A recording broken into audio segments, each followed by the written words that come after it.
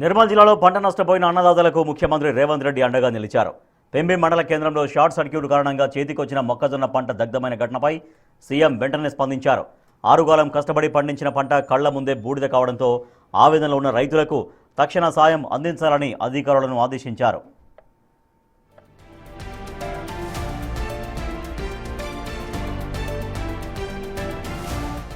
ఈ ఘటనపై పూర్తి వివరాలు సేకరించాలని సీఎంఓ అధికారులకు ముఖ్యమంత్రి స్పష్టమైన ఆదేశాలు జారీ చేశారు.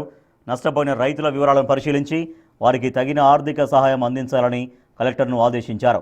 ముఖ్యమంత్రి ఆదేశాలతో రంగంలోకి దిగిన జిల్లా యంత్రాంగం నష్టపరిహారం అందించే దిశగా చర్యలు చేపట్టింది. ప్రభుత్వం అండగా ఉంటుందని, రైతులు అధైర్యపడొద్దని ఈ సందర్భంగా సీఎం భరోసా ఇచ్చారు.